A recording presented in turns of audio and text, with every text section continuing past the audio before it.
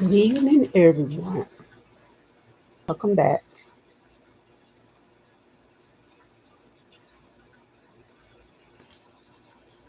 Be joyful in hope, patient in affliction, faithful in prayer. Romans 12 and verse 12. All right. Now, this is a series of mine called Deleted Ancestral History. And everything is true because I researched. Okay? So, this is about the military.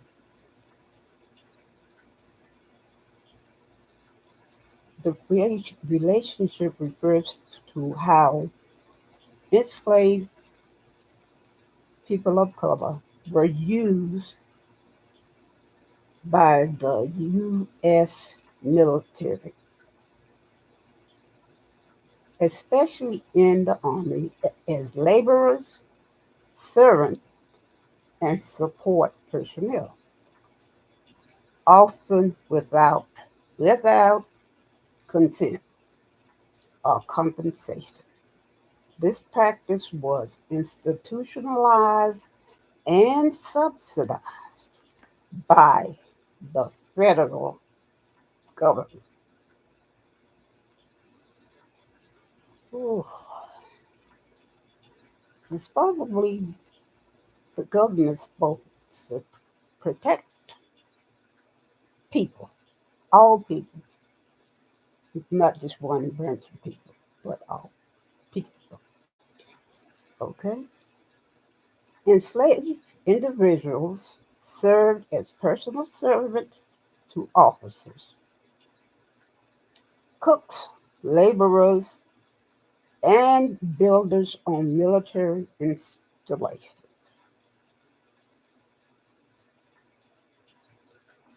So they just did not build the White House, but they build every aspect of America, including the military. Oh, oh wow. Builders on military installations. They were, get this, they were rented by the car or owned by military personnel and used to support operations. Um, Lord, they are lazy, they are lazy. Their labor was essential to the expansion and functioning of military infrastructure. Oh, there is a lot of conversation owed to our ancestors, a lot. From the late 18th century, 1797, through the Civil War, 1861, 1865. The practice peaked, okay, went up, not down, between 1816 and 1861, when Congress formally subsidized, oh my God, subsidized slavery in the military. Wow, wow, wow. Wow. Even the federal government had their hands in slavery. Unforgivable.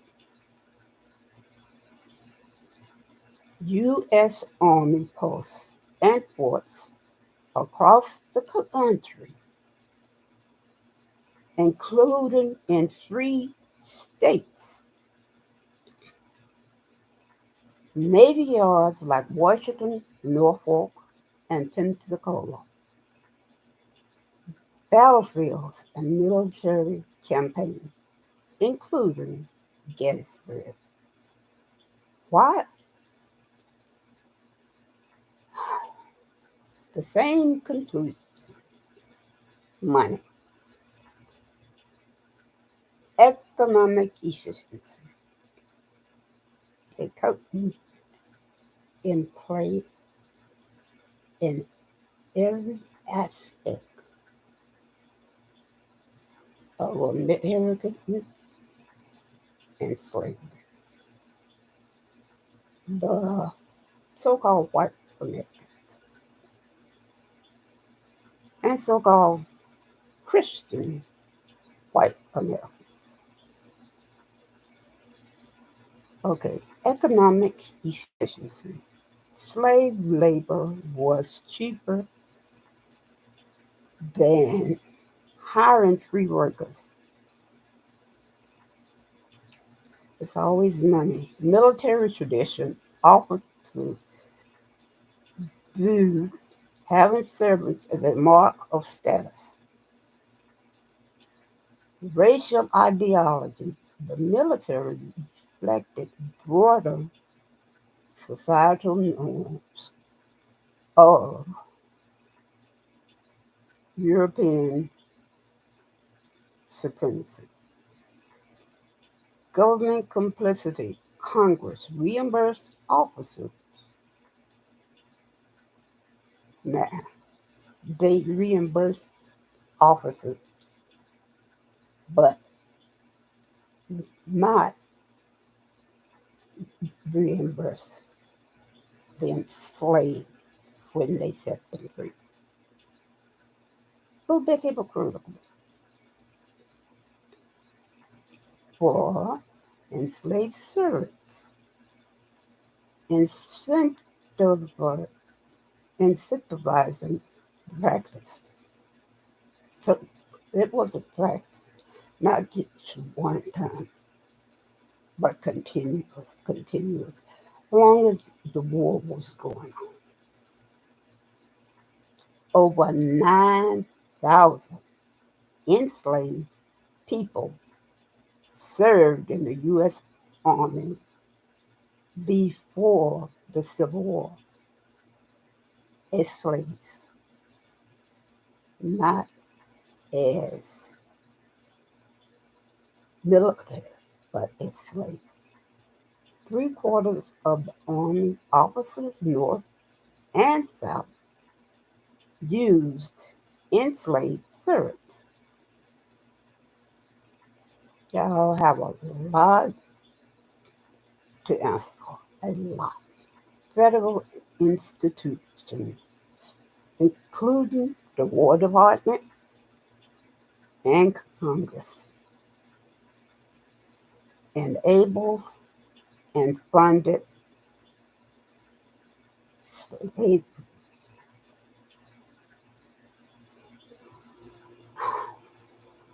This series, I learned a lot about Europeans, their practices, and America and their practices. Congress passed laws in 1816 allowing rations and clothing for officers, enslaved servants. How generous. Military payrolls included subsidies for slave holders with up to 13% of officer pay going to slavery related expenses. My God. Enslaved people were carried across state lines, even into free territories, violating local laws. Military installations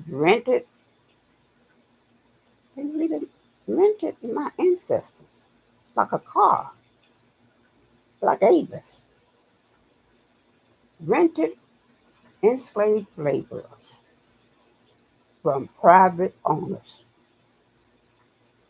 for construction and maintenance. In summary, the U.S. military were, was a slave holding, the federal government was a slave holding institution before the Civil War. Enslaved people were embedded in its daily operations, from forts to battlefields. Their labor was not incidental, it was central. They couldn't function without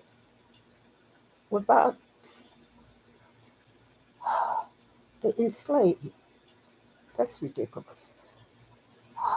The government not only tolerated, but actively, actively now subsidized and institutionalized slavery within its ranks.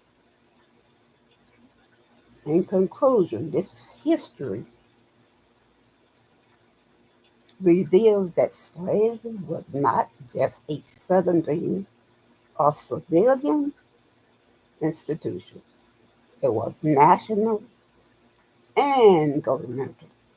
The military's complicity in slavery challenges the myth of neutrality. No, they wasn't neutral. They were in there, had their hands in it, like hands in over it, neutrality all up in there, and forces a reckoning with our deeply racism, how deeply racism was woven into American statecraft. Now, a lot of Europeans say, no, they're not racist. But yes, you are. It's embedded on the genes.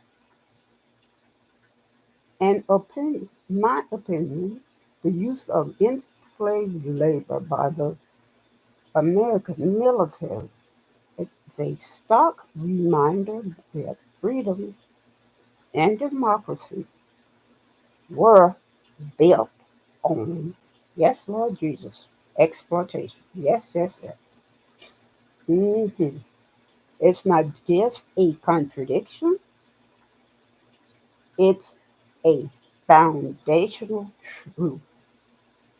Acknowledging this legacy is essential to understanding the full scope of American history and slavery, and to ensuring that future institutions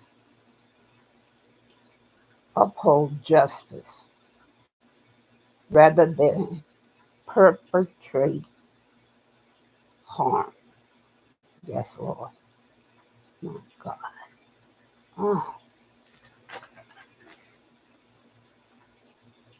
Ah, let's see here. Two more and I'll be finished for today. I'm trying to get it to